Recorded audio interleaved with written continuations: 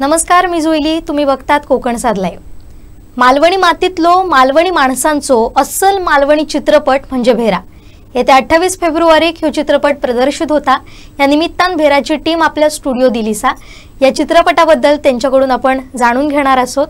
सुरुवातीक आधी या सगळ्या टीमची आपण ओळख करून घेऊया. या पिक्चरचे दिग्दर्शक श्रीकांत भिडे सर आपल्या सोबत आहेत. सर आपलं स्वागत. त्याचबरोबर पटकथा लेखक प्रसाद खानोलकर सर आपल्या सोबत असत.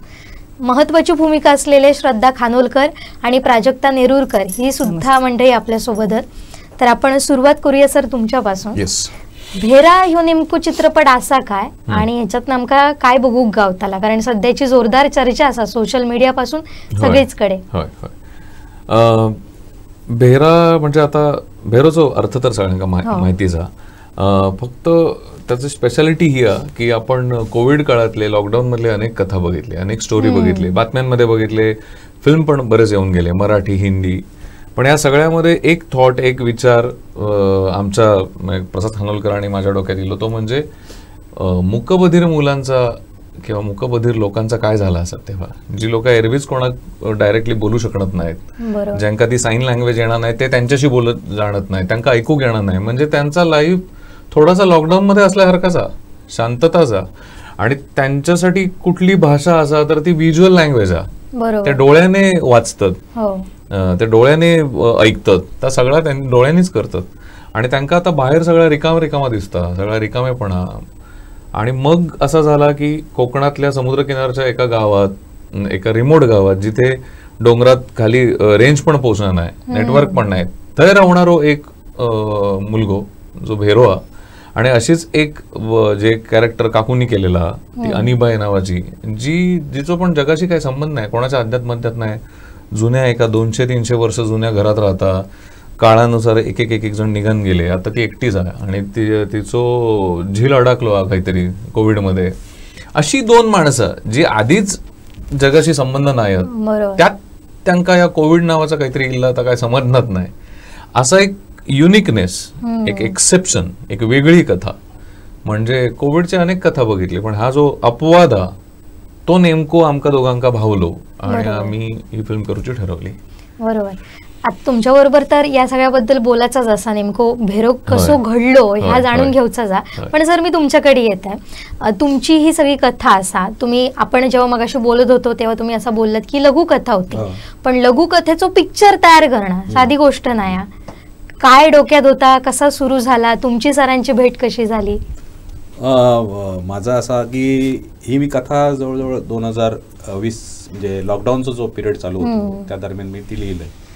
म्हणजे एकदा घरात बसल्यानंतर करायचं काय. मी ऍक्च्युली म्हाका लेखन करण्याची आवड असा, लिहितंय मी पूर्वीपासून, लिहितंय नाटकं, लिहितंय कथा, लिहितंय कादंबरी, लिहितंय. तर ही कथा अशी मी लिहिलेलं आहे. आणि त्याच दरम्यान हे लोक एका ह्यांच्या डोक्यात असं चाललेलं की काहीतरी आपण एक वेब सिरीज सारख्या काहीतरी असं आपण एक करूया. म्हणून ह्यांची एक टीम अशी फिरा होती कोस्टल एरियामध्ये. तर कोस्टल एरियामध्ये फिरल्यानंतर ह्या कसं असं, हे लोक हे जरी इकडे लहानाचे मोठे झाले, शिक्षण झालं असलं तरी त्यांच्याबरोबर जी टीम होती त्यांना एक फॅसिनेट असा होता की बाबा हो साको, त्यांना साको दिसलो एका ठिकाणी. अरे ह्या साको आणि तिकडचं आजूबाजूचं वातावरण, ह्याच्यावर एक असं काहीतरी जर आपण कंटेंट मिळालं, एक कथा मिळाली किंवा काहीतरी असं, म्हणजे असं काय डोक्यात स्पष्ट काय नाही होतं, पण काहीतरी मिळालं तर आपण ह्याच्या सुंदर करूक मिळालं. आणि असं शोधत असताना आमचे दुसरे एक मित्र होतो सुहास खानोलकर म्हणून, त्यांनी मग सांगितले आणि ह्यांनी विचारलं अरे असं कोणतरी येणार असं काय, कोण आहे असं. तर मला असत एक जण त्यांच्याकडे असत बघूया कंटेंट. मग ह्यांनी मला फोन केलो, म्हटलं असत माझ्याकडे. मग हे म्हणाले तर विनोदी असलं तर आमच्याकडे काय विनोदी नको, काय असं वेगळा काय असला तर जरा या. मी म्हटलं हरकत नाही. त्यावेळी काय पिक्चर वगैरे सिनेमा ह्या डोक्यातच नव्हता. बरोबर. तर आम्ही बसलो, कथा वाचली आणि कथेचं नाव साको. एकदम अरे आता आपल्या डोक्यात साकोच चालू आणि कथेचं नाव पण साको. मग त्याच्यानंतर ती डेव्हलपमेंट सुरू झाली. मग आपण याच्यावर फिल्म बनवूया. मग कथेचं कसं असतं, कागदावरची कथा आणि स्क्रीनवरची कथा यात फरक असतो. मग त्याच्यासाठी डेव्हलपमेंट्स करूचे लागतात, काय करूचे लागतात. ह्यांका तो ह्याचा अनुभव होतो कॅमेराचो, म्हाका काय त्याच्यातल्या कॅमेराचो नाही, मी बघतो थिएटरचो माणूस. तर मग त्याच्यात बरेच डेव्हलपमेंट झाली. काही त्याचे प्रोटोगॉनिस्ट असत, काही कलाकार त्याच्यात ऍड झाले, म्हणजे व्यक्तिरेखा ऍड झाली. आणि ती आमका तो एक पिरियड मिळालो, एक आयसोलेटेड पिरियड मिळाला. त्याच्यात आम्ही जवळजवळ 6, 7, 8 ड्राफ्ट ह्याचे पटकथेचे, बरोबर, स्क्रीन प्लेचे लिहिले, त्याच्यात भरपूर आमचा विचार मंथन झाला. म्हणजे हे पुण्यात, मी कुडाळात, फोनवर आम्ही 1.5 तास बोललो, हे असं केलं तर तसं केलं, तसं केलं तसं केलं तर, आणि फार इंटरेस्टिंग आम्ही एक पटकथा आमची झाली आणि त्याच्यातून हो चित्रपटी. बरोबर. सर तुमच्याकडे येतं आता त्यांच्यानी जसं सांगितलं कागदावरची कथा आणि स्क्रीनवर दिसणारी कथा याच्यात खूप फरक येतात. आता आशय हलता कामा नये, गाभो हलता कामा नये कथेतलो, आणि तर चित्र उभ्या राहाव्या, ती जबाबदारी तुमच्याकडे येत होती. कसा काय हाताळला त्या सगळा? याचा पहिलो मुद्दो असं होतो की यांची जी कथा साकव ती मी वाचलंय, तर ती कथा म्हणून म्हाका खूपच आवडली, फारच भारी. पण म्हाका असं झालं की अरे साकव नावाची कथा आणि तो जो कॅरेक्टर मेन आत्ता जो भेरो तो आधी कथेमध्ये तो बोलता, तो नॉर्मल बोलणारो, आणि म्हाका असं झालं की अरे कथा म्हाका आवडतात तर त्या लँग्वेजचो डिफरन्स हा की म्हाका ती पेपरवर आवडता, पण मी जेव्हा फिल्म म्हणून इमॅजिन करते तेव्हा म्हाका काहीतरी कमी वाटतं, काहीतरी कमी आहे, अजून म्हाका थोडा सेन्सिटिव्ह काहीतरी वया. आणि मग त्या रिक्वायरमेंट मधनं करता करता एक दिवस असं झाला, मी हयच इलं होतं पिंगोळी, माझा मामा राहतात ह्याच्याच शेजारी राहतात त्यांच्या, आणि तेव्हा समोर ना आम्ही लहानपण मी ज्यांच्याकडे जाय तिथे एक मूकबधीर एक ती ताई आमची राहायची, आणि ती का मी लहानपणीपासून बघतोय, आता रिसेंटली गेली ती, तर म्हाका असं झालं की हिने काय केलं असताना लॉकडाऊनमध्ये, आम्ही आपलं सगळं भाऊ करून फिरतो, काय नाही रे घरात, आणि हिनं तेव्हा काय केलं, आणि म्हाका असं झालं की अरे हा ह्योच विचार जो म्हाका आता त्रास देता. आणि मग मी यांका एक दिवस अचानक म्हटलंय की म्हटलं काका ह्यो बदल होयो, कारण ह्योच विचार जो लोकांनी करूक नाही, म्हणजे आणि केवळ त्याका एंगेजिंग करण्यासाठी म्हणत नाही. म्हणजे म्हाका असं वाटतं आमच्या दोघांचे विचार सेम त्या बाबतीत की करमणूकच्या नावाखाली आपण काय करत जातो, त्याचा काय वेटेज असा का नाही काय. कारण माझं म्हणणं असं की जेव्हा आपण काहीतरी कंटेंट 2 तास 3 तास नाटकातनं असो कुठल्याही माध्यमातनं असो, व्हॅल्यू ॲडिशन जर काय होत असत लोकांच्या लाईफमध्ये, एक सेन्सिटिव्ह विषय बघून एक व्हॅल्यू ॲडिशन काहीतरी होत असत तर उपयोगा.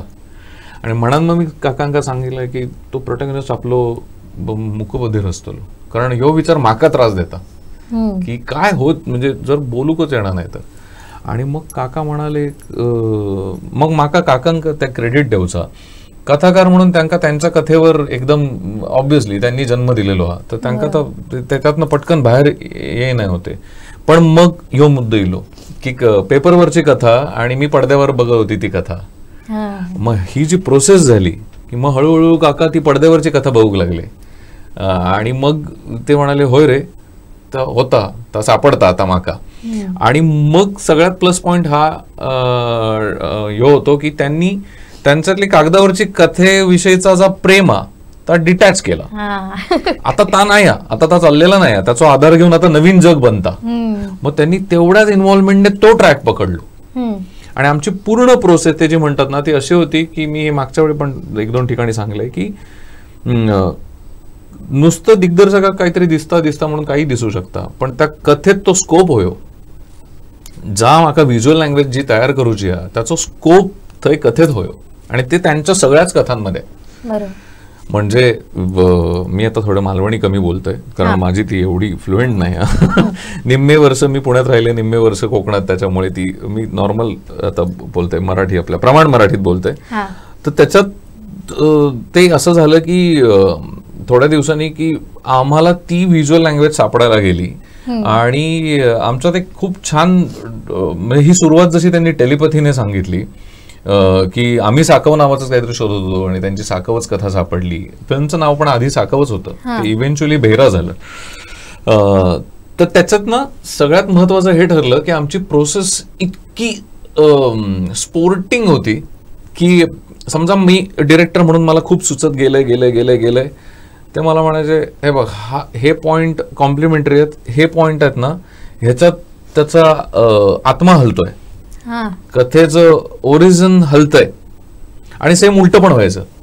काका कधीतरी मला 2 गोष्टी सांगायचे की रे इथे हे बोललं जाईल, इथे हे बोललं जाईल, पण मी म्हणायचो काका हे मी व्हिज्युअल लँग्वेज मधनं दाखवतोय, हे बोलायची गरज नाहीये.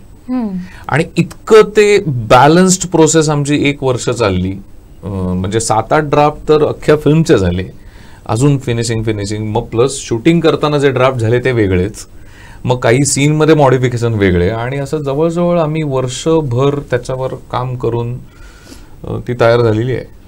सगळा काय तर एकरूप झाला, मिश्रण झाला, तर आमका त्या ट्रेलर मधनच दिसता असा इतक्या सगळ्या छान पद्धती.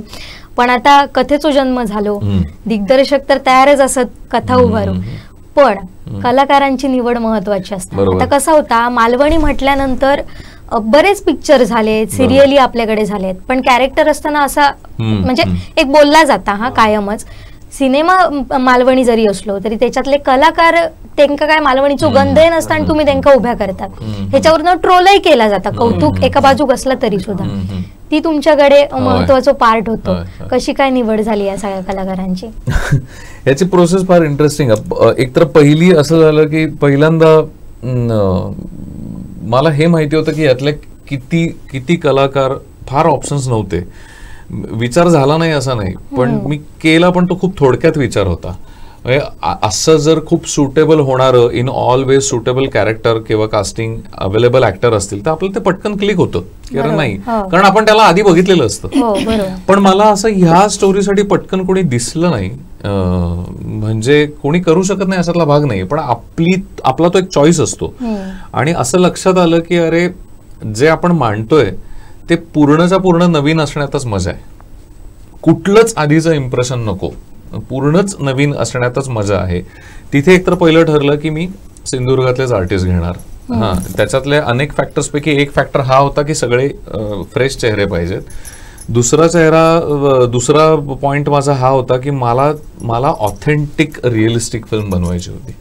ऑथेंटिक म्हणजे मी इथपर्यंत सांगतो की म्हणजे आता आमचा प्रोटॅगनिस्ट जो आहे किंवा काकू आहेत, ऑब्व्हियसली बेसिक मेकअप करावा लागतो, पण अदरवाईज ते तळकोकणात राहिलेली माणसं असल्यामुळे ना त्यांची स्किन इथली आहे, कळतंय. म्हणजे एसी गाड्यांमध्ये फिरून, व्हॅनिटीमध्ये बसून, शूटिंगला येऊन, मग टॅनिंग करून बरं, हा एक फॅक्टर झाला. पण मग मालवणी पण ऑथेंटिक वाटत नाहीये, मग देहबोली पण ऑथेंटिक वाटत नाहीये, मग काहीतरी एक कॉम्प्रोमाइज होतच. मी असं ठरवलं होतं की नाही, मला ती त्या लेवलला कॉम्प्रोमाइज नाही करायचे. मग मी सिंधुदुर्गात कुडाळ मध्ये ऑडिशन ठेवलं. ऑडिशनला मला थोडीशी निराशा मिळाली. आय डोंट नो काय झालं. निराशा अशी मिळाली की म्हणजे हे आय डोंट नो, पण इथल्या कलाकारांना ना बहुधा, थोडं बोल्ड स्टेटमेंट आहे पण मी हे ऑब्झर्वेशन मधून सांगतो, इथल्या कलाकारांचा बऱ्या कधी बहुधा मिसयूज झालाय किंवा अंडर यूज झालाय. आणि त्याचा परिणाम असा होतो की जेव्हा काही ऑडिशन ठरतं ना, तेव्हा तिथे जायच्या आधीच पूर्वग्रह दूषित आहेत, जज केलं जातं. अरे ते मॉब मध्येच बोलवतात रे, किंवा ते त्यांनाच घेतात रे, किंवा ते आपल्याला हेच करणार आहे तेच करणार नाही. तर होतं असं की हे जे जजिंग आहे ना, ते ही इंडस्ट्री अशी आहे की गणिक बदलत जाते ती. आम्ही खूप आपुलकीने, पोटतिडकीने, अरे आपलं लहानपण इकडे गेलं, आपण कलाकार म्हणून इकडे घडलो, आपण इथेच घेतलं पाहिजे, असं आम्ही एनर्जी घेऊन येतो. आणि समोरचा भिंतीच्या बाहेरूनच आम्हाला जज करतोय. मग हे मला वाईट वाटलं थोडंसं. त्यात त्यांची चूक नाहीये, त्यांना तसे अनुभव आलेत. मग झालं असं की मला ऑडिशनला म्हणावा तसा रिस्पॉन्स नाही मिळाला. हार्डली काही कॅरेक्टर्स मला मिळाली, मेन 2 मिळालेच नव्हते. आणि मग नंतर लिटरली अशी वेळ आली होती की आम्ही एकीकडे लोकेशन शोधत फिरायचो ना, तेव्हा आम्ही जाता येता शोधायचो. म्हणजे काकूंचं कास्टिंग तर सगळ्यात शेवटी झालंय, कारण आम्हाला मिळतच नव्हतं कोणी. आम्ही लोकेशन रेकी करत जेव्हा आमची प्रोडक्शन टीम फिरायची, तेव्हा आम्ही असं केलेले आहेत किस्से की एक बाई समजा रस्ता क्रॉस करते, हे बाई ही दिसते, आम्ही गाड्या थांबवल्यात, मी त्या असिस्टंट डिरेक्टरना पाठवलंय, म्हटलं जा विचारून या तिला ऍक्टिंग करते का, कारण ते वर्णन डोक्यात असतं ना आपल्या. ते लिटरली उतरून गेले, ते त्यांनी आम्हाला खुळत मॅडा की काय आम्ही असं वगैरे त्यांनी केलेलं आहे. मी म्हटलं अरे यार मारायचं आपल्याला कोणीतरी. असं काय झालं काय? नाही आम्ही पळायचो तिथनं, जाऊ दे आपण हे नको करायला, कारण लोकांना माहितीच नाहीये. मग आम्ही ज्या गावात शूट करणार होतो त्याच गावातल्या बायकांचे ऑडिशन्स घेतले. फारच इंटरेस्टिंग ऑडिशन होते ते. आणि ते शेळपी गाव जे आहे तिथे आम्ही शूट केलं, ते गाव इतकं सुंदर आणि इतकी गोड माणसं आहेत ना, म्हणजे आपल्या कोकणातली सगळीकडेच आहे, पण तेच आहे. एकदा त्यांना कळलं ना की अरे तुम्ही काहीतरी गैरफायदा किंवा स्वार्थापोटी नाही आलाय, हे एकदा कळलं की कोकणी माणसाचं जे वर्णन आहे ते खरं आहे. म्हणजे बाहेरून फणसासारखं काटेरी दिसेल, आतून मस्त गोड आहे किंवा नारळासारखं, तसंच अनुभव आम्ही घेतले.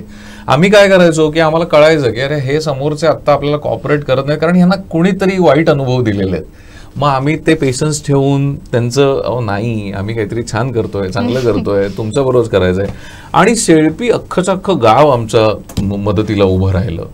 आणि मग कास्टिंग असे सापडत गेले. मग मला मेन भेराचं काम करणारा मुलगा मी सुरुवात केली होती, मी ऍक्च्युअल मुकबधीर मुलगा घ्यायचा ठरवलं होतं. आणि मग मी आपल्याकडे ज्या शाळा आहेत त्या शाळांमध्ये जाऊन ऑडिशन घेतले होते. कुडाळच्या एका ऑडिशनला ऍक्च्युअल मुकबधीर मुलं आली होती. आणि आम्ही म्हणजे इतके डेस्परेट होतो काका आणि मी तेव्हा की ते ऑडिशनला थोडा वेळ थांबले. त्यांनी एक राऊंड दिला आणि ते दुसऱ्या राऊंडला जाऊ दे म्हणजे कंटाळले ते गेले. त्यांना कंटाळा आला, त्यांचे पेशन्स संपले. आम्ही म्हणलो अरे ते गेले, ते तर हवेत. मग आम्ही रात्री ते कुठे राहतात शोधून काढून तिकडे पावशीच्या इकडे कुठेतरी 10-11 वाजता रात्री आम्ही गाडी घेऊन त्यांच्या घर शोधत तिकडे गेलो. म्हटलं अरे काय रे ऑडिशनला पळत, नाही आम्हाला कंटाळा आला, आम्ही गेलो म्हणे. पण मग आम्हाला इव्हेंच्युअली असं लक्षात आलं की अरे ऍक्च्युअल डेफ मुलं घेता येणार नाही. त्याचं कारण काही त्याच्यात सीन आहेत जे तुम्ही ट्रेलरमध्ये पण बघितले. समुद्रकिनारी, समुद्र फेसाळलेला आहे, डोंगराच्या कडेने तो धावतोय. आता गंमत अशी आहे, मी त्याला इथनं सांगेन जा म्हणून, पण कट झाल्याचं त्याला कळणार कसं? ऍक्शन आणि कट या ऑर्डरच त्याला कळणार नाहीत. तर म्हटलं नाही, ते पनिशमेंट असेल त्यांच्यासाठी, ती रिस्क नको घ्यायला. आणि मग आम्ही अशा ताकदीचा ऍक्टर शोधायला लागलो जो वाटतोय तसा. आणि मग दीपक जोईल ज्याने मेन रोल केलाय तो मूळचा आहे देवगडचा. त्याचे खूप दिवस देवगडमध्ये गेलेले आहेत. असतो मुंबईत तो, पण तो देवगडचा आहे. आणि तो असा फुल ऑन आता एकांकिका स्पर्धा वगैरे हा झोन असल्यामुळे त्याची एनर्जी इतकी सॉलिड. आणि त्याचं ऑडिशन बघितला फिक्स केलं की अरे हाच असणार आहे तो. आणि त्या पोराने काय काम केलंय म्हणजे आता ना 1.5 वर्षाच्या सगळ्या प्रवासानंतर मी त्याला असं सांगतो की म्हटलं अरे प्रत्येक कलाकाराचा किंवा प्रत्येक ऍक्टरचा ना नशिबात एक रोल असतो किंवा असावा ज्याच्यासाठी त्याचा जन्म झालेला असतो. म्हटलं तुझं पहिल्याच फिल्ममध्ये ते काम झालेलं आहे. अनबिलिव्हेबल काम केलंय, अनबिलिव्हेबल. दिसताच तामका सगळ्या ट्रेलरमध्ये. आता खानोलकर मॅडम तुमच्याकडे येत आहे, तर सरांनी जसं सांगितलं सगळ्यात शेवटी तुमचं ऑडिशन झाला किंवा शेवटी रोल तुमचं मिळालो, तर तुम्ही कसे काय जोडल्या गेलात या सगळ्या टीमशी? खरं सांगते मी, अगदी खरंच सांगा, एकदम खरं सांगते. हा जेव्हा म्हणजे ही ज्या सिनेमा फिल्म बनवण्यात आली, ह्याने ऑडिशन म्हटलं पण ऑडिशन ह्याने घेतले, सगळा झाला. ऑडिशनसाठी त्यांना जी कोण व्यक्ती ह्या व्यक्ती ऍक्टर होती ती संघ मिळालेली. पण त्यांनी जेव्हा ह्या केल्यानी जेव्हा ऑडिशन केलं पिक्चरचा शूट जेव्हा झाला तेव्हा त्यांना ती जशी हवी तशी मनाक त्यांच्या मिळाग नाही ती. म्हणून त्यांनी मग माका विचारल्यानी की आको तुम्ही हे रोल करशात काय? मी खरं म्हणजे घाबरले, माका जमात की नाही, भीती वाटली. म्हटलं मी कसं काम करतो ह्यांच्या फिल्म आणि एवढ्या मोठ्या मी कधी स्टेजवर काम करू नाही, पहिलाच मी या काम करतोय. तरी पण मनात भीत होऊन हो म्हटलंय. म्हटलं बघूया, संधी दिल्या आणि त्यांनी आपण म्हटलं काम करूया. म्हणून मी त्या काम हातात घेतलंय. त्या कामासाठी मेहनत घेतलंय, खूप मेहनत घेऊन त्या काम केल्याचा अभ्यास केले, त्या भूमिकेचा पण अभ्यास केलाय, विचार केलाय. आणि मग ह्यांका मी सांगितलं आता मी करतोय ह्या तुमच्या पिक्चर फिल्ममध्ये काम करते म्हणून सांगितलंय. तेव्हा हो म्हणाले. मी त्या काम केलंय, पण त्या काम करताना मला खूप दडपण होता. ह्यांचं मी ओरडो पण खाल्लेलं असेल. काय म्हणाल हे बघा म्हणजे सीन असं नाही झालं ना, आता हे बरोबर पुन्हा घेऊया, पुन्हा रिटेक घेऊया, पुन्हा आपण घेऊया, असं करून करून करून करून जवळजवळ काय रिटेक असेल ना, जवळ 10-12 रिटेक असं काम केलेलं असेल. पण त्या घाबरत हे का नाही आवडलं तर बरा, हे काही म्हणती का जमणार ना, तू बाई जा बाई आता घराकडे असं म्हणते, मला भीती होती. तरी पण मी त्या झेपवलंय, आता मी केलंय. आता सगळ्यांनी आता जेव्हा बघू घेता तुमका आता दिसताला काम. पण मला ना ह्यांच्या कास्टिंगची स्टोरी फार इंटरेस्टिंग आहे, मला ऍड करायला आवडेल. मी म्हटलं तसं मला तुम्ही सांगा नाही. मला ना 15 जूनला शूट सुरू करायचं होतं, पावसाळ्याच्या दिवसात 15 जूनला. आणि मी बरोबर 1 महिना आधी ऑडिशन घेतलं होतं. ऑडिशनमध्ये मला अनिबाई हे कॅरेक्टर्स मिळालं नाही. मग आम्ही शोधतोय, जून महिना उजडला, नाही मिळालं. झालं असं की मग आम्ही ठरवलं की अरे आपण ज्या गावात शूट करतोय तिथल्याच, मी म्हटलं तसं त्यांचं ऑडिशन घेऊया. त्यातल्या 1 जण फायनल झाल्या.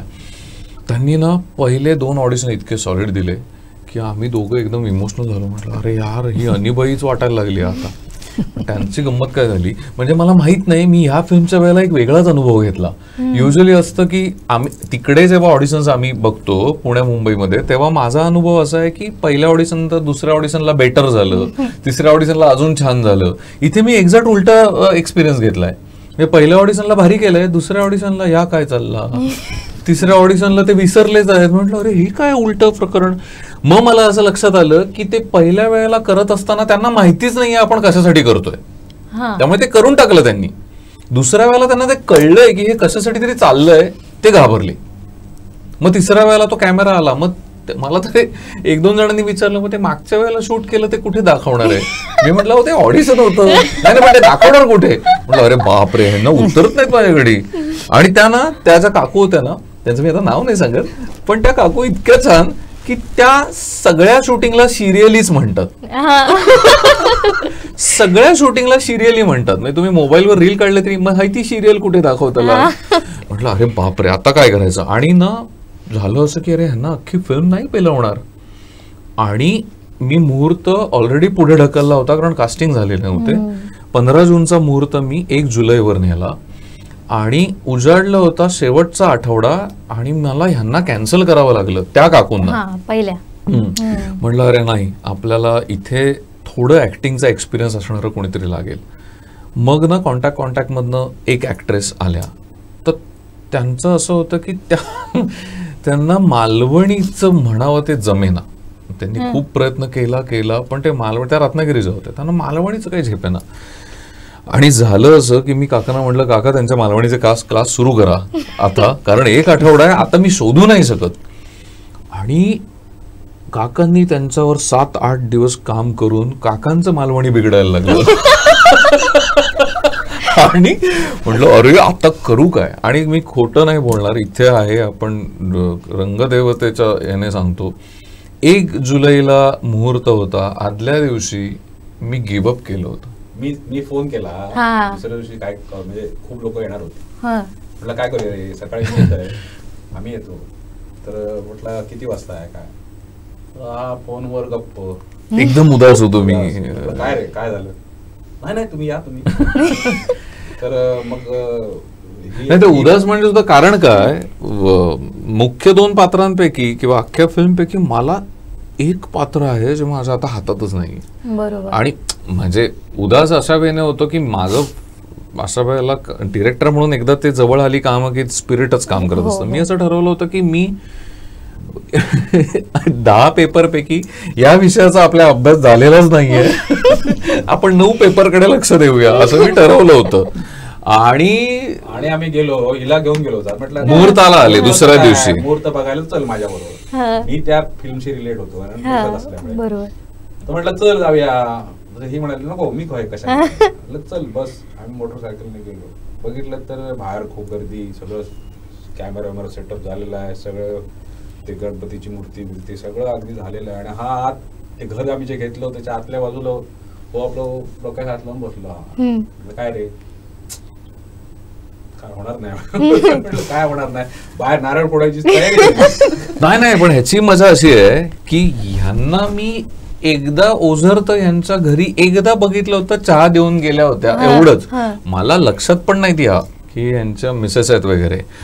आणि झालं काय, या पॉइंटला असं झालं की काका हे सांगतात त्याच्या आधी ते घडलं की ती सगळी इन्व्हायटी मुहूर्ताला आलेले आहेत, फायनान्सर आलेले आहेत. आणि त्या सगळ्या गर्दीत ना एक मला हवी तशी शिडशिडीत बाई फिरतीये या, आणि त्या सजून आल्या होत्या. हे कोण आहे या ते आपल्या डोक्यातनं जात नाही ना. म्हटलं या कोण आहे, तर मला शोधत लागे ना कोण आहेत. नंतर मी म्हटलं या कोण आहेत. मग कुठून तरी बातमी आली, अरे त्या खानोलकर काकांची बायको आहे. टिंग लाईट पेटले. म्हटलं संधी मुहूर्ताच्या दिवशी संधी आली आहे चालून आपल्याला. म्हटलं हा योगायोग सॉलिड आहे. म्हणजे काका जर त्यांना मुहूर्ताला घेऊन आले नसते तर भेरा फिल्म आत्ता बनली तशी बनली नसती. आणि त्याच्याही पुढे आत्ता त्यांना रिसेंटली एशियन फिल्म फेस्टिवल मध्ये बेस्ट ऍक्ट्रेसचा अवॉर्ड मिळाला, हा दिवसच आला नसता. म्हणजे आम्ही इथे बसलोच नसतो आता, बरोबर, ती फिल्मच बनली नसती. आणि मग मी म्हटलं, आणि सी कसं आहे ना, आपण एक फॅन्टसी जग तयार करत असतो, काल्पनिक जग तयार करत असतो. त्या जगापुढे ना आपलं कोणाचे काहीच नसतं. मला असं झालं की रंगदेवतेने मला संधी दिली आहे, मुहूर्ताच्या दिवशी संधी दिली आहे. मी फुल गनिमी कावा आमचा सुरू झाला. काकांना, काकूंना, असिस्टंट डिरेक्टर्सना घेऊन बाहेर सगळे मुहूर्ताला पाहुणे बिवणे जमलेत. मी ह्या सगळ्यांना घेऊन मागच्या तरी मी त्यांना म्हंटल, ऐका, मी आपली फिल्म वाचवते, म्हणजे पुढत्याला काठीचा आधार असतो तसं. म्हटलं आत्ता मला एवढं माहिती होतं काकू ऍक्टिंग करतात नाही करतात हे जाऊ देत, पहिली गोष्ट आधीच्या कास्टिंग पेक्षा त्या मालवणी अस्खलित बोलतात एवढं तर नक्की होईल. आणि काकांच्या कथेवर फिल्म बनत असताना त्यांची बायको म्हणून त्या जबाबदारीने करणार आणि सुटेबल आहेत. मी काकूंना म्हटलं, काकू मला आत्ता काही उत्तर देऊ नका, ही फिल्म तुम्ही करणार आहात, मी संध्याकाळी घरी येतो, संध्याकाळी तुम्ही उत्तर तयार ठेवा. पण कधी त्याच वेळी उत्तर दिला काय, कोणी प्रेशर तुमच्यावर टाकला म्हणून तुमका खूप सारे मी बोलतोय पण मला सोडायचं नाहीये. काकू इतक्या गोड आहेत की त्या दिवशी संध्याकाळी आम्ही जेव्हा घरी गेलो ना, काकू पहिलं म्हणाला, मी म्हणलं काकू शूटिंग करायचंय पण तुम्हाला त्या गावात राहायला यावं लागेल. काकू म्हणाल्या पण ते मांजरींच्या पिल्लांकडे बोट टाकणार. मी म्हटलं किती गोड आहे की त्यांना त्यांच्यातली ती आई जी आहे ती सांगते की ते मांजरीच्या पिल्लांचं काय. मी आपल्या मुलांका सोडून येतील पण मांजरा, कोंबडी, कुत्रे यांका सोडून यायची नाही. मग मी काकूना म्हटलं, काकू डोंट वरी, तुम्हाला सकाळी आम्ही न्यायला येऊ, संध्याकाळी सोडायला येऊ, प्लीज बोला. आता सांगूच म्हणजे ह्यांनी सगळं तुमका सांगितलं. मी आता असं म्हणते, ह्यांनी जेव्हा जबाबदारी माझ्यावर दिली की तू काकी पिक्चर मध्ये काम कर, मी असं विचार केलं हे सांगतात खरे काम करू, पण मी कधी काम करू नाही. बरं काम हिने दिला ती ठीक असं, त्यांनी जा कॅरेक्टर सांगितलं आता माझ्या अंगावर होतं, पण मी मुळात करीन की नाही माका शाश्वती नव्हती. तरी पण मी त्या केलंय म्हणजे ह्यांचं सगळं सपोर्ट होतं म्हणा आणि पूर्ण टीमचं सपोर्ट होतं म्हणा, केलंय, झोपवलंय. आणि शेवटी एक घरातली म्हणजे गृहिणी असल्यानंतर घरातली जबाबदारी असतं ना, माझं घो काय म्हणीत, माझं झीर काय म्हणीत, चेडू काय म्हणीत, पुन्हा माझ्या कुत्र्यांका कोण बघताला, असं सगळं विचारलो. मी यांका सांगितलं आधी एक लक्षात ठेवा, मी आधी तुम्ही सांगता ते मी काम करीन, आधी मी घरातल्यांका विचारतो. जरी हे लेखक असले तरी माझा विचारणं काम असा, कारण मी ह्यांच्या हे नाटकात काम करतो, बाकी सगळ्या काय करतो. पण माझा असं आला ह्यांनी माका संधी दिला तर बरी कर म्हण, आता सांगती जेवण कोण करताला असं माझ्या मनात म्हणणं काय. यांनी ज्यावेळी सांगितलं ना की अरे काकूंना आपण विचारूया, मी म्हटलं म्हटलं कधी गॅदरिंग मध्ये पण जाऊ ना, युल्या टिकल्यांच्या नाही म्हणाल माझं काय म्हणणं नाही, मी त्यांना विचार. पण मग आम्ही तिकडेच विचारला तर आमच्या काकांना ती भीती होती की त्या घाबरल्या तर काय, मी घाबरले होते. मी म्हटलं अरे तू जमण्याचा विषयच नाही, तू काय गमावण्यासारखं कायच नाही असा, तू का तो घेतलो ऑडिशन घेतलो बघतलो, तुमका नाही वाटलं तर तुका जा म्हणून सांगतलो, होय म्हणणार नाही. पण तुमचं जेवणाचं आणि त्या वांद्रांचा आम्ही काय तर म्हटलं त्या महिनो 2 महिने आम्ही काय तर बघतो, काय तू वनवास काढू तो काढतो, पण पहिलो वनवास वाचूया. तो ज्या ह्याच्यात गेलेलो हा की नाहीतर सगळा म्हटला इतक्या जुळवून आणलेला सगळा ह्या होता. तर मग म्हणाले नाही, मग ठीक आहे. मग हे म्हणाले काकू एकदमच की ना डायरेक्ट शूटिंग चालू करूया, नको तुम्ही 4 दिवस ना शूटिंग बघू घ्या. तर ही गेली 4 दिवस शूटिंग. आणि मग ते म्हणाले आता उद्यापासून तुमचा शूटिंग. त्याविषयी रात्री माका ना जमता, अरे म्हटलं जमचं नाही का, आता 4 दिवस तू तिकडे शूटिंग मध्ये होतो ना तर सगळं बरोबर, पण तुम्ही उद्या या, मी मध्ये जाय कारण माझं काम असल्यामुळे मध्ये मी जाय, तर तुम्ही उद्या या माझ्या बरोबर. म्हटलं चल ना मी येतो. तर पहिलाच शॉट होतो की असं देवाकडे दिवा लावता आणि तो दिवा घेऊन बाहेर जाता, असं एक शॉट होतो. तर आणि त्याच्यात एक गोष्ट अशी घडली की त्याच्यात एक आम्ही असं लिहिलेला कारण स्क्रीन प्ले मध्ये की ती देवाकडे अशी साखर टाकता अशी, आणि मग त्याच्यात ते मुंगळे येतात, डोंगळे येतात. तर लिहिणं सोपे असतं ना, डोंगळे त्यावेळी योग येत. हा तो म्हणालो काका तुम्ही लिहिला पण येतले, नाही तर नाही लिहिले. कॅमेरा लिटरली बघा त्या शॉर्ट मध्ये साखर टाकल्यानंतर हा साखर टाकल्यानंतर 2 डोंगळे इले. म्हटलो शुभ शकून असा. आणि तिने तो शॉट 1 टेक झालो. कॅमेरामॅन सांगता हे आमका मॅड करतं, हिने कामां केलेली असत. तो पुण्याचो कॅमेरामॅन हे आमका मॅड करतं, हिने कामां केलेली आहेत म्हणून. आता आम्ही इतके वर्ष ह्याच्या क्षेत्रात असो, पण त्यानंतर मग ना ह्या नाही म्हणजे सगळं व्यवस्थित होत गेला आणि त्याचा क्रेडिट तिका असा तिच्यापेक्षा हेंका करून घेतला. आमच्याकडे सगळे नॉन ऍक्टर्स, बरोबर, कोणी आता हिच्यासारखे हिने नाटकात वरी कामा केलेली असो, माझं पण त्याच्यात रोल छोटोसो असो, पण त्या लोकांका जी डिरेक्शन पॉइंट ऑफ अँगल नाही कसा ट्रीट करू घ्या. कारण नवीन माणसं असत ना, नाहीतर पहिल्या थोडे काय येणार नाही तू चल असं नाही. तर झाला काही वेळा ते होता, पण त्या पण क्रेडिट हँका जाता. आणि आता आम्ही ज्या फिल्म बघितल्यानंतर बरेच लोकांचं पहिली रिॲक्शन अशी असतं की ही माणसं ऍक्टिंग करताना वाटत नाही, ओरिजिनल वाटतं. ही ऍक्टिंग करताना वाटत नाही, कारण त्यासाठीच आमचा अट्टास होतो म्हणून आम्ही नॉन ऍक्टर्स घेतले. बरोबर तुम्हाला कारण काय सांगते, ती भाषा आणि तुमची देहबोली, तुम्ही जेव्हा ऍक्टिंग करत असतात आणि ज्यावेळी तुमका दुसरी भाषा दिली जाता की नाही, आतलं एक सबकॉन्शियस माइंड मध्ये तुमच्या भाषेकडे लक्ष असतं, बोलतात त्यावेळी देहबोली आणि ती ह्या मॅच होणार नाही आणि त्या जाणवता. तर तुमका ज्यावेळी वाटतं ना अरे हो मालवणी वाटणार नाही किंवा ह्याची तो प्रॉब्लेम असता, कारण त्याचं ना एक लक्ष त्या भाषेकडे असतं. मी बरोबर बोलतोय ना, तो हो विषय इकडे नव्हतो, कारण त्या आताच होता ना सगळा. फक्त रोल काय विषय की त्या सीन समजावून घेणं आणि ऍक्टिंग करणं. या पॉइंटला घेऊन मला असं वाटतं की मी थिएटर डिरेक्शन करताना सुद्धा किंवा इन जनरल डिरेक्शन करताना, फिल्म माझी पहिलीच आहे, माझं असं म्हणणं असतं की स्पेशली जेव्हा आपण रिअलिस्टिक काहीतरी करतो, कुठली तरी स्पेसिफिक जॉनर किंवा स्टाईल नकोय, आपण रिअलिस्टिक म्हणतो, तेव्हा माणूस म्हणून सोस, भोग, आनंद, वेदना ह्या त्याच आहेत ना. म्हणजे आता फॉर एक्झाम्पल सांगायचं झालं तर त्याच्या ट्रेलरमध्ये तुम्ही बघितलं असेल की त्यांना काहीतरी एक त्रास सुरू होतो पोटाचा दुखण्याचा आणि त्याला ते घेऊन जातो वगैरे. तर काकूंना स्वतःला तोच स्पेसिफिक त्रास नसेल, पण कधीतरी आयुष्यात पोटात दुखलं असेल ना, असं प्रत्येकाच्या बाबतीतच आहे. तर कॅमेरासाठी काहीतरी वेगळं नसतं करायचं. मुळात सगळे जाणकार लोक हे सांगतात की तुम्ही कॅमेराला जेवढे विसराल, कॅमेरा तुम्हाला बघायचं काम करतोय, तुम्ही कॅमेराला दिसताय का नाही याचा विचार आपण का करायचा. हे खूप बेसिक आहे खरं तर. आणि मला असं वाटतं की तिथे दिग्दर्शकाने ना भिंतीसारखं मध्ये उभं राहायचं असतं. आणि मी ते पहिलं ठरवलं होतं की एकाही कलाकाराला तुम्ही कॅमेरासाठी काहीतरी करता ही जाणीवच व्हायला द्यायची नाही. उद्या मी कॅमेरा बंद करून ठेवला, मग तुम्ही ऍक्टिंग करणार नाहीत का. बरोबर, तुम्ही तुमचं काम करा. ते कॅमेरा कुठे लागलाय, कुठून तो तुम्हाला कॅप्चर करतोय का नाही करतोय, तो बंद पडला, उद्या बॅटरीच गेली त्याची, पण टेक चांगला चालू असेल तर तुम्ही त्या प्रोसेसमधनं गेलं पाहिजे. आणि मग तिथे ना तुम्ही अनुभवी ऍक्टर आहात की नाही हे राहत नाही, तुम्ही किती संवेदनशील माणूस आहात हेच येतं. आणि तास आमका दिसला या प्रत्येक शॉट मधून दिसत होता, प्रत्येक सीन मधून दिसत होता. प्राजक्ता खूप गप्पा असा, कारण सगळेच जण बोलत असतात. प्राजक्ता तुझी भूमिका काय असा. माझी त्या पिक्चर मध्ये विनय रिक्षावाला त्याच्या बायकोची भूमिका.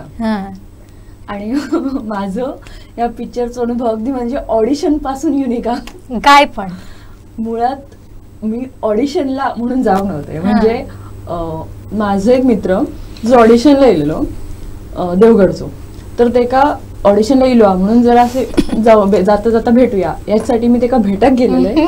आणि ते गेले म्हणून ऑडिशन देऊचं लागलं. चुकलं असं झाला काय, म्हणजे चुकलाच झाला काय, देवचा लागला दिला. पण तेव्हा का असं नव्हतं की आपलं सिलेक्शन होताला एक कुठे फिलिंग माहित नव्हती. तर आणि त्याच्या 4 दिवसांनी कॉल येलो की झालाय सिलेक्ट झालं. आणि नंतर मग ते आमचं शूट वगैरे चालू झालं. पण नंतर एक जो प्रवास असताना मूवी करण्याचा तो खूप भारी होतो, कारण कॅमेरा समोरचा काम माझा या पहिलाच. त्याच्या आधी अनुभव असो काहीच नाही, त्यात मनात भीती. कारण एक गावातल्या लोकांची फिलिंग असं की पिक्चर मध्ये काम करणं खूप भारी गोष्ट, तशी ती फिलिंग होती. पण नंतर एक टीम मस्त मिळाली, डिरेक्टर मस्त मिळाले, त्यामुळे ते खूप भारी झालं त्या. बरोबर. आणि नंतर म्हणजे सुरुवातीच्या वेळा थोडा दडपण होता, थोडा टेन्शन होता. पण नंतर यांच्या डिरेक्शन एक असं कळालं की आपण कसं वेगळा काय करूचा नाही, म्हणजे आपण जर रोज बघतो अनुभवतो ताच आपण करूचा.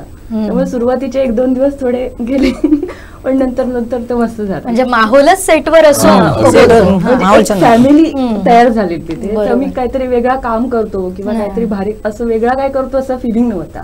त्या मी त्याचं कारण काय माहितीये का की बऱ्याच सेटवर उगाच एक हेरार्कीज बघायला मिळतात ज्युनियर सिनियरच्या. मला असं झालं की इट्स व्हेरी सिम्पल, आपलं काम आहे करलो काय. खूप ठिकाणी ऐका घेता, खूप ठिकाणी ऐका घेता. तर तसं आमच्याकडे काही अजिबात नाही. कारण मी थिएटरचा आम्ही हार्डकोर थिएटर माणसं असल्यामुळे थिएटरच्या लोकांना ती खूप सवय असते. म्हणजे जे हार्डकोर थिएटर पूर्वीपासून करतात की नाही त्या लेवलला मी नाही हात लावणार, ते लेवल तू उचल. अरे पण तो म्हणतो की अरे मी ह्याच्यासाठी नव्हतो आलो, तू मला ऑर्डर नको सोडू. तर आमच्याकडे तसा प्रकारच नसल्यामुळे तेच वातावरण सेटवर पण म्हणजे आमच्या लीड रोल करणाऱ्यांनी इतकी कामं केली आहेत की प्रोडक्शन वाला आणि कोण आहे आणि कोण आहे कळत नव्हतं इतकं. ह्याच खरं तर मालवणी माणसाचं वेगळेपण असं जर म्हणतो ना, आता कदाचित ह्याच असतात. प्राजक्त तुझी भूमिका आमका बघूक नक्की आवडत, त्याच्यासाठी आम्ही सगळेच उत्सुक असो.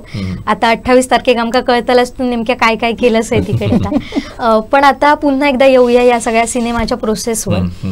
मेन कॅरेक्टर जशी ही सगळी असत तसं तो साकव सुद्धा असा किंवा खवळलेलो समुद्र सुद्धा असा, आता घर सुद्धा असा, पाऊस असा.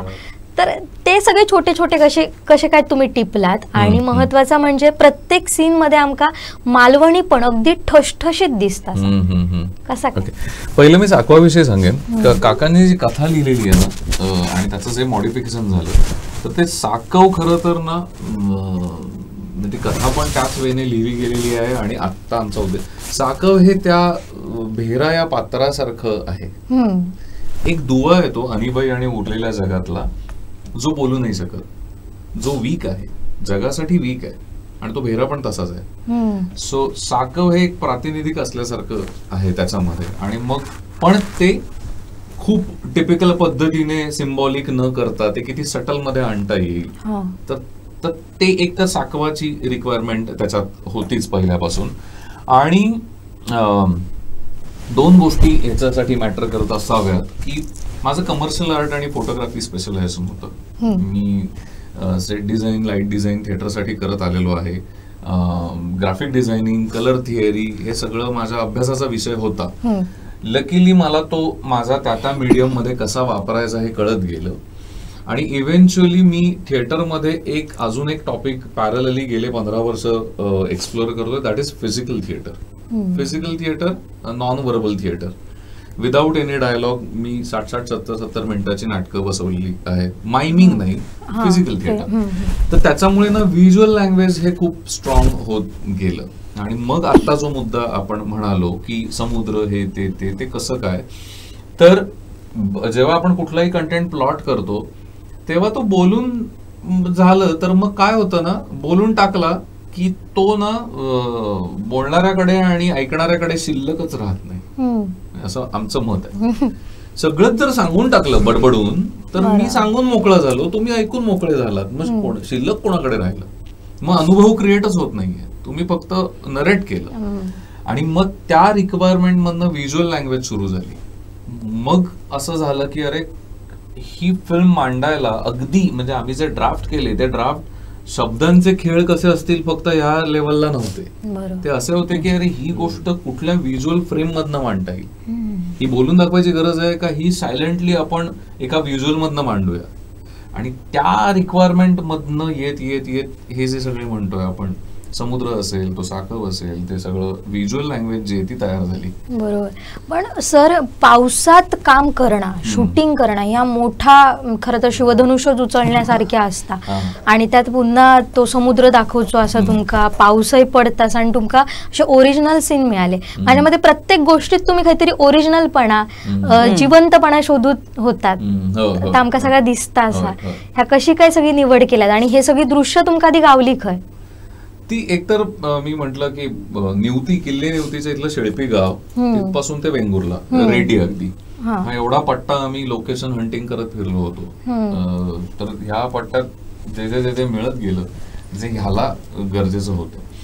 आणि सगळ्यात महत्वाचं म्हणजे कोकण म्हटलं की त्याला फोटोजेनिक, आय कॅन्डी, अरे छान रोमॅन्टिसाइज ब्युटिफुल फ्रेम्स असं आधीपासूनच ठरवलं नव्हतं. म्हणजे आपल्याला लोकांना काय म्हणतात ना, कोकणासाठी व्ह्युअर्स वाढवायला फिल्म नाही बनवायची. स्क्रीन प्ले लेवलवरच ठरलेलं की इथे कोकणचा निसर्ग दाखवणारा आमचा उद्देश नाही. तो येईलच, तो येणार, कारण त्या फ्रेम मध्ये तो येतो. त्याच्यासाठी वेगळी फ्रेम लावून आणि कंटेंट बाजूला ठेवून हे 2 पार्टिशन नाही करायचे. असं लोकांना वाटलं पाहिजे की हो जो सीन असा आणि याच्या मागे पडणारा पाऊस असा हो त्याच्यात मिक्सच झालेला असा. असं नाही की पाऊस बघा आणि इकडे सीन बाजूलाच असा, असं नाही. तर ते आम्ही ते म्हणजे स्क्रीन प्ले लेवलवरच टाळलेलं की आम्ही असं नाही करायचं. नारळी पोपळीच्या बागा, हा ओढे आणि ह्या नाही, ते आपणच येणारच आहे कारण तिथेच बनते ना, तिथेच होणार. ते असं केलं होतं. हा म्हणजे काका म्हणतात त्याच्यावर आपण ते लंडन मध्ये फिल्म शूट होतात ना, त्याचं जे लॉजिक आहे ते लॉजिक ते कुठेही कॅमेरा ठेवा ते छानच दिसणार आहे. तर तसं कोकणचं पण तसंच आहे. कुठे ठेवा ते तुम्हाला नारळ पोपळी दिसणारच आहे. पण त्या अजून तुम्ही ठरवता की नाही मला हे भारी दाखवायचंय, मग फिल्म राहिली बाजूला आणि तुम्ही एक अल्बमच दाखवत बसता. तर ते मला नव्हतं करायचं. मग आम्ही निवडताना पण असं निवडलं की अरे ह्या घटनेला आत्ता जे घडतंय त्याची इंटेन्सिटी तीव्र करण्यासाठी परफेक्ट जागा काय असेल, आणि तरी ती अशी बाजूला सुटता कामा नये. आणि पावसाचं म्हणाल तर पावसाची मजा अशी आहे की आम्ही जुलै महिन्यात शूट लावलं होतं आणि आम्ही प्रिपेअर्ड होतो खूप हेवी रेनसाठी. पण नेमकं त्या वर्षी पावसाचे खूप जास्त फ्लक्च्युएशन झाले. म्हणजे तो इतका पडला की आमचं तो साका वाहून पण गेला एकदा पुरात. नंतर तो इतका गायब झाला की आम्हाला ऊन जायची वाट बघावी लागायची. इथपर्यंत सगळं झालं. पण त्या सगळ्यातनं टिकून राहणं, काही करून फिल्म पूर्ण करायची. मग कधी कधी आर्टिफिशियल रेनवर जावं लागलं, कधी कधी हेवी रेनमध्ये थांबावं लागलं. पण ते सगळं आमच्या फेवरमध्येच आहे. म्हणजे आपण जे म्हणतो की चॅलेंजेस समोर आले तर तिथे तुमची ग्रोथ असते. तो आम्ही एक्सपिरियन्स घेतला. आणि आमचं शूटिंग खरं तर 25 दिवसाचंच होतं. पण ह्या सगळ्या फ्लक्च्युएशन्समुळे आणि कारण की एक अट्टाहास होता की अरे काही फेक करायचं नाहीये, काहीतरी अरे हे नाही ना मला जाऊ दे ना घेऊन टाक असं करायचं नाहीये, जे बऱ्याचदा होतं. आपल्याला जे बनवायचंय कारण खूप सिम्पल. म्हणजे आम्ही दोघंही नाटकाचा बेस असल्यामुळे आम्ही कायम हे म्हणायचो की अरे नाटकाचा एक प्रयोग फसला तर माझ्याकडे दुसरा प्रयोग आहे, मी परत तालीम करेन. ह्याच्यात तसं नाही. फिल्मला मला कितीही वाटलं तरी मी परत शूट नाही लावू शकणार, जे आहे ते आत्ताच. आणि म्हणून मग आम्ही ते 25 दिवसाचं शेड्यूल जरी 45 दिवसावर गेलं तरी आम्हाला हवं ते मिळेपर्यंत थांबलो. त्यामुळे रिझल्ट छान आहेत. त्या फिल्मचं एक वैशिष्ट्य असं आहे की तुम्ही फिल्म पूर्ण बघताना ना तिथली जी पात्र जी आहेत म्हणजे व्यक्तिरेखा आहेत ना त्या मिक्स झाल्यात. ते कुठेही बाहेरून आणून असे चिकटवले वाटणार आहे की असं नाही वाटत अरे ह्याने बाहेरचा माणूस असा पण बरा काम केलंय किंवा मुंबईमध्ये तो ऍक्टर हा बरा काम, असं नाही. ते त्याच्यात मिक्स केलंय, मिक्स झाले. आणि ते प्रत्येक व्यक्तिरेखा त्या कंटेंटमध्ये त्या वातावरणात म्हणजे जसं कसं आपलं नेहमीच आपलं घर असतं ना, आपण त्या घरात सहज वावरत असतो. हा तसं ती जी पूर्ण गाव किंवा तो जो आपल्या फिल्म मधला जो सगळा परिसर आहे त्याच्यात ही माणसं सहज वावरत होती. म्हणजे ते वागणं, मध्ये बोलणं, त्यांची बॉडी लँग्वेज. त्यामुळे हे कशावरून म्हणतो की बरेच फेस्टिवलमध्ये आम्हाला ज्यावेळी लोकांचे रिॲक्शन्स येतात ना ते त्यांनातला तो जिवंतपणा बरे ती फार जिवंत वाटते फिल्म, किंवा ती अस्सल मालवणी वाटते किंवा अस्सल कोकणी वाटते. ती का वाटते तर ह्या गोष्टीमुळे वाटते. ते बऱ्याच वेळा असे काही गोष्टी येतात की आपण बाहेरून एक वेल नोन ऍक्टर्स घेतो पण त्या ह्याच्यात ते मिक्स होत नाहीत, तुम्हाला सेपरेटच दिसत राहतात सतत. मग आपण म्हणतो अरे याची भाषेत जरा प्रॉब्लेम आहे वागण्यात, हे तिथे नाही. आम्ही अवॉइड केलं पहिल्यापासून, म्हणून आम्ही नॉन ऍक्टर्सच घेऊन बरोबर. पण सर तो एक साकवाचो किस्सो रवलोसा म्हणजे तो कोसळानच गेलोसा, नदीत वाहूनच गेलोसा. तो साकव मी म्हटलं तसं आमची एक तर रिक्वायरमेंट होती की आम्हाला तो व्हाळ, त्याच्यावर साकव आणि त्याच्या बाजूला एकच घर अशी रिक्वायरमेंट होती. आणि मी मालवण ते वेंगुर्ला अख्खा पट्टा प्रत्येक गावात जाऊन शोधत होतो, इकडे जायचं का तिकडे जायचं का. आणि आम्हाला एक कॉम्बिनेशन त्यातलं मिळालं की व्हाळ आहे आणि घर आहे, साकव नव्हता. मग साकव आम्ही बांधायचं ठरवलं. आणि जुलैच्या फर्स्ट वीक मध्ये जेव्हा आमचं शूटिंग सुरू झालं तेव्हा ते त्याच गावात एका वेगळ्या लोकेशनला होतं आणि कॉन्स्टंट पाऊस पडतोय आणि आम्ही खरं तर हॅपी होतो की अरे आपल्याला भारी परफेक्ट टायमिंगला सुरू केलं आपण. आणि साधारण 3-4 दिवशी सकाळी सुरू झालेला पाऊसच थांबेना.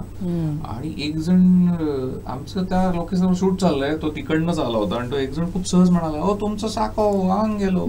अरे हा सहज सांगतोय, त्याला ते सहज होतं, आमचे इमोशन्स त्याच्यात अडकलेले. आणि आम्ही म्हटलं म्हणजे नाही तर झालं, जातो आता 10 मिनिटात. अरे मग आम्ही सगळी टीम तिकडे, मग बाकीची सगळी काही मंडळी पुण्या बिण्याची होती प्रोडक्शन टीमची, ते सगळे रडायला बिडायला लागले की अरे आपण बांधून घेतला होता. मग गावातली लोक इतकी, मी परत ते सांगतो, गावातली लोक इतकी छान की त्यांनी ना दोऱ्या बांधून नारळाच्या झाडाला त्याला सपोर्ट देऊन, समजा पाणी ओसरलं तर हा टिकून राहील म्हणून धरून ठेवला होता तो. पण नंतर जेव्हा रौद्र रूप झालं ना त्याचं, तेव्हा ती इतकी छान त्यांनी आम्हाला सपोर्ट दिला. ते म्हणायचे की एकही जण पुढे जाणार नाही, ते डेंजर पाणी आहे, जर अंदाज चुकला खेचले जाल, पुढे जायचं नाही, साकव गेला तरी जाऊ देत, दुसरा बांधूया आपण तुमच्यासाठी. आणि तेव्हा म्हटलं अरे यार, हे एकीकडे वाईट वाटतंय पण एकीकडे हा आधार महत्वाचा आहे. आणि खरंच ते तेव्हा तसं झालं. तो साकव पूर्ण पार त्यांनी तो बाजूच्या भिंती पाडल्या, तो उलटा पालटा झाला. आणि तो पहिला पूर होता, त्यामुळे तुम्हाला तर माहिती आहे की ते सगळं वाहून येतं, सुकलेली लाकडं बिकडं सगळं वाहून आलं होतं. आणि मग मात्र असं झालं की आम्ही एक स्मार्ट डिसिजन घेतला की अरे आपण आता जेव्हा इथलं शूटिंग लागणार असेल तेव्हाच तो बांधूया, नाही तर परत परत तेच होत राहणार. बरोबर. आणि मग नंतर असं झालं की तो साकव आम्हीच बांधला. म्हणजे म्हटलं एवढं तरी कशाला ठेवायचं. म्हणजे आणि गावातली 2-3 मुलं छान आमच्या बरोबर प्रोडक्शन टीम मध्ये जॉईन झाली होती, त्यांना नॉलेज होतं कसं बांधायचं. मग आमच्या टीमने साकवही बांधलेलं आहे, म्हणजे आमच्याकडे त्याचे BTSचे छान फुटेज आहेत, त्या आठवणी खूप छान आहेत. म्हणजे आम्ही पोपळी उचलून आणलेल्या आहेत, एवढं लांब 25-30 फुटाच्या पोपळी त्या बागेतनं आणताना सगळ्यांचे हाल होत आहेत. पण काय माहिती ते काहीतरी साप चावले, साप फिरत होते, पण ना संचारणं म्हणतात ना, काहीतरी संचारलं होतं सगळ्यांच्या मध्ये की अरे हे करायचं. आणि दरवेळेला काही फेल्युअर आला, काहीतरी गडबडलं की तात्पुरते उदास व्हायचे, दुसऱ्या दिवशी सगळेच यायचे असे अंगावर, नाही काय होत कसं नाही बघूया. टीम वर्क जबरदस्त झालं. टीम, मी सगळ्या जिथे जिथे मला विचारलंय मी हे सांगतो, अशी प्रत्येकाला प्रत्येक प्रोजेक्टला मिळू, म्हणजे फायटिंग स्पिरिट अनदर लेवल. एक पाणगणच असं अडकलेलो, जाळा कोणीतरी टाकलेला आणि त्याच्यात तो पाणगणच अडकलो. आणि हे महाराज भूतदया संचारली आणि ते पाणगणच विचार अडकलाय, त्याला आपण सोडवायला जाऊ. अरे बाबा. आणि सोडवून गेले आणि ते कसं धरले काढताना तो चावलो. कोणा घेऊ चावलो? चावलो तर आम्ही कोण नव्हतो, आम्ही वरच्या साडी होतो. अरे काहीतरी चावला आणि फोटो मारले मी त्याचा, कोण असा तो. आणि संध्याकाळची वेळ असल्यामुळे तिकडनं असं लाईट पडलो आणि तेव्हा तो सोनेरी दिसाक लागलो. सगळेजण म्हणालो बहुतेक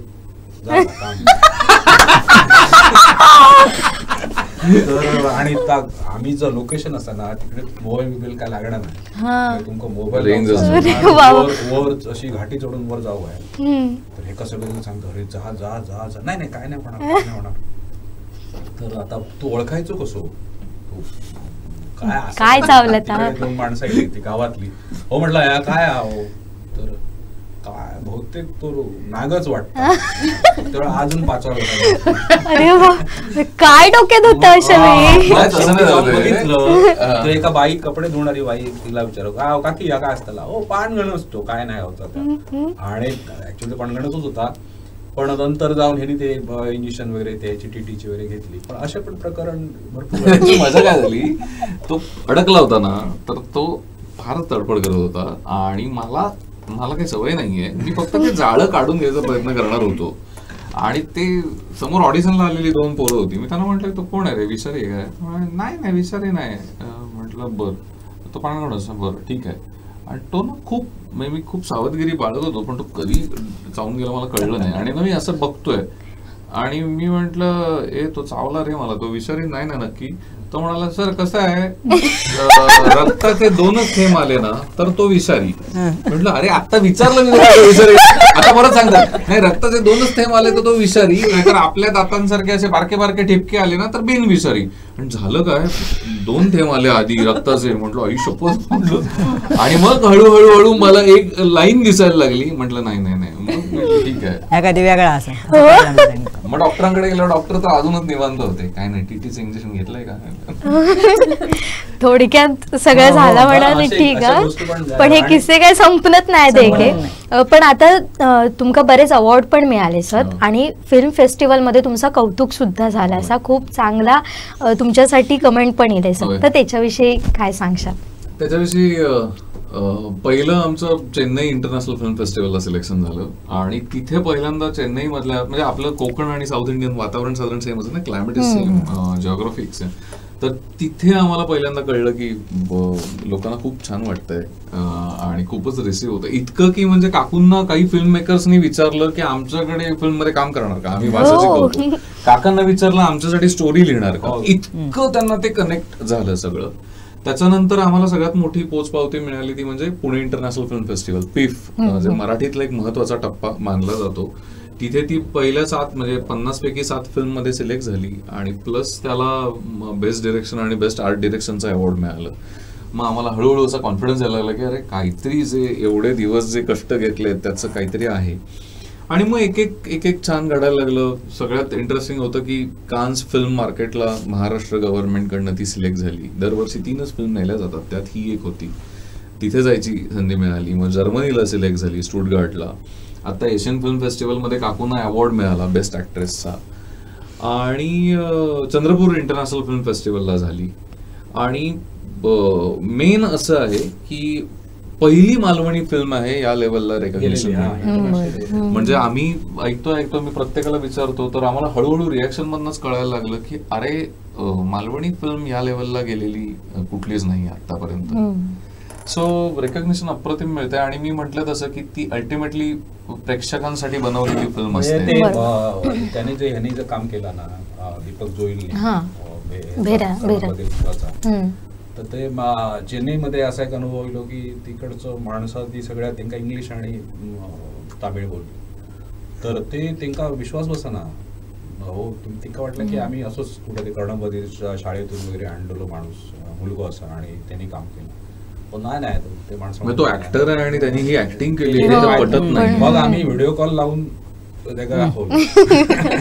बोलता म्हणून बोलता तर कारण तो आला नव्हता तिकडे का, म्हणून व्हिडिओ कॉल. असं इतकं चांगलं काम त्याने मस्त केलं.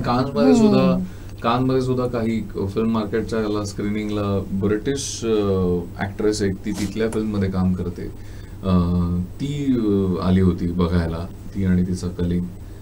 तर ते आले होते की ते थोडंसं असं होतं की फॉर्मॅलिटी म्हणून की मे बी आम्हाला जावं लागू शकतं, पण ते पूर्ण 2.5 तास बसले. त्यांनी पूर्ण फिल्म बघितली आणि ते म्हणाले की अरे हे वेगळंच आहे, मजा आहे काहीतरी. सो ती सर्व रेंज कुठलंही कोणी काही असू देत, ती फिल्म एका जगात जिवंत माणसं, जिवंत वातावरण आपण अनुभवतोय, हे कॉमन रिॲक्शन. आणि ते फिल्मला व्हिज्युअल लँग्वेज तगडी आहे. म्हणजे नुसतं तुम्हाला ते डायलॉग मला कळत नाहीत, ते मालवणीत आहेत म्हणून नॉन मालवणी माणूस किंवा ज्यांना कळत नाही त्याचा काही फरक नाही पडत. कारण तिची व्हिज्युअल लँग्वेज एवढी तगडी आहे ना, तर लोकांना वाटतं ते डायलॉग मुळे मॅटर नाही करत. तुम्हाला एकदा कळतं ह्याच्यात काय चाललंय, तेव्हा डिटेलिंग साठी तुम्हाला ते सब टायटल आहेत. पण त्याची ते सगळं जे आहे ना मिक्स, आता कसं होतं काही कंटेंट बेस्ड फिल्म असतात, म्हणजे नुसार तुम्हाला कंटेंटच कळला पाहिजे, बाकी काय गरज नाही. ते काय चाललंय तेवढं ह्याच्यात नाहीये. ह्याच्यात तुम्हाला पूर्ण अनुभव आहे आणि प्रत्येक सीन मधून तुम्हाला तेच कळतं, कळायला पाहिजे. जर सांगूचा आता सीन मधूनच कळून जाता. बरोबर. तुमचं सगळ्यांचा आमका अभिमान असा, तुम्ही खूप छान काम केलेले आहेत आणि तुमका एवढ्या सुंदर पद्धतीने त्याचे आउटपुट पण मिळाले असं या निमित्तान. आता असं वाटतं की ही मुलाखत संपूच नये तुमच्याशी. खरं मुलाखत अशी नाहीच, आपण नॉर्मल बोलतो तशी बोलतोच हो, पण काय आता वेळेचा अभाव आहे. शेवटचा आता प्रश्न, आता 28 फेब्रुवारीक चित्रपट येत असा तुमचो, बघूक गावतलो सगळ्यांका, काय प्रेक्षकांका आवाहन करशात? प्रेक्षकांना मी असं आवाहन करेन की ज्यांना ह्या आत्ताच्या करमणुकीच्या जगामध्ये कुणीतरी ऑथेंटिक, खरं, प्युअर काहीतरी, म्हणजे आपण म्हणतो ना की मेडिटेशनला बसलोय, एखादी कला आपल्याला म्हणजे मी खूप छान ऐकलं होतं एका कुठल्या तरी आर्टिस्टचं, की काही गोष्टी या मनोरंजनासाठी असतात आणि काही गोष्टी या आत्मरंजनासाठी असतात. तर मला ते वाक्य इतकं लक्षात राहिलंय. आणि मी 1.5 वर्षाचे आम्ही जे रिव्ह्यूज घेतोय त्याच्यानंतर मला असं वाटलं की अरे ही फिल्म कदाचित त्या कॅटेगरीत जाते. तर मला असं वाटतं की ज्यांना काहीतरी खरं बघायचंय, शांत डोक्याने बघायचंय, पेशन्स ठेवून बघायचंय. खूप गर्दी झाली आहे, खूप लाऊड बघितलंय मोबाईलवर, फिल्ममध्ये सगळं लाऊड झालंय आणि आम्हाला थोडंसं थांबायचंय. पाणवठा आहे हा, बेहरा म्हणजे पाणवठा आहे. खूप प्रवास करून झाल्यानंतर एका पाणवठ्याला सावलीत बसावं आणि काहीतरी बघावं अशी ती फिल्म आहे. तर नक्की या बघा. आता 1.5 वर्षानंतर एवढे ऑडियन्सच्या प्रतिक्रिया घेतल्यानंतर मी हे खात्रीने सांगेन की तुम्हाला एक छान अनुभव देणारे. ते कसं आहे, ते शास्त्रीय संगीतही नाहीये आणि ते पॉप म्युझिकही नाहीये. त्याच्यामध्ये जो काय म्हणतो आपण एक सुंदर एक भावगीत आहे असं आहे. आणि मेन खूप सॉरी पण मेन बऱ्याचदा लोकांचं असं होतं की टीव्हीवर आल्यावर बघू. सगळेच जण हे करतात रिक्वेस्ट की सगळे फिल्म मेकर करतात रिक्वेस्ट थिएटरला जाऊन बघा. पण त्याच्यात एक असं असतं ना, काही फिल्म्स ह्या तुम्हाला पूर्ण अनुभव देण्यासाठी बनवलेल्या असतात. तर तुम्ही पुढे जाऊन टीव्हीवर बघाल सुद्धा, पण तो पाऊस मोठ्या थिएटरमध्ये ऐकताना जो अनुभव आहे तो तुम्हाला घरात नाही मिळणार. ऑडिओ डिझायनिंग ते थिएटरसाठी आहे. किंवा तुम्ही आता ट्रेलरमध्ये तुम्ही म्हणताय तसं की तो समुद्र किनारा आणि त्याच्यावर तो धावत जाणं, हे जे मला मोठ्या पडद्यावर मिळणार आहे ते मला घरात नाही मिळणार. घरात मी मोठा असेल, पडदा छोटा असेल. त्यामुळे पूर्ण अनुभव घ्यायचा असेल तर थिएटरला जाऊन आम्ही, आणि मुद्दाम आपल्याकडे सिनेमा थिएटर्स कमी आहेत म्हणून आम्ही नाटकांचे थिएटर्सचे ऑप्शन्स पण अवेलेबल केलेत. तर आम्ही ते पुढे जाहिरातींमधून देणारच आहोत. तर तिथे जे काही जवळचं आहे तिथे जाऊन नक्की बघावं. पण साधारण सिंधुदुर्गात ह्यो पिक्चर आमका खय खय बघूक मिळतो, याचं काय प्लॅनिंग किंवा ढोबळ प्लॅनिंग मी आता सांगू शकतो. ते म्हणजे असं आहे की कणकवली आणि सावंतवाडीला जे सिनेमा थिएटर्स आहेत तिथे तर तो लागेलच. प्लस आम्ही पूर्ण आता प्लॅन करतोय, त्याच्या तारखा आता अनाऊन्स होतील. दॅट इज वेंगुर्ला, मालवण, कुडाळ इथले जे नाटकाचे थिएटर्स आहेत तिथे तुम्हाला वीकेंड्सना, वीकडेज मध्ये तुम्हाला 28 तारखेपासून पुढचे 2 आठवडे कुठे ना कुठेतरी एक ऑप्शन नक्की अवेलेबल असेल तुमच्या अर्ध्या ते पाऊण तासाच्या अंतरावर. बरोबर, नक्की.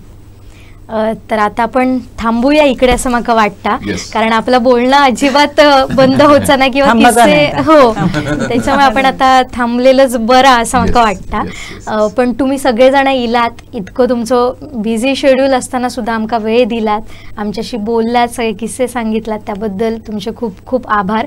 जसं तुम्ही सांगतात की पिक्चरमध्ये जिवंतपणा दिसतो, तोच खरेखुरेपणा आमका आता या मुलाखतीच्या निमित्तानं अनुभवाक मिळालो.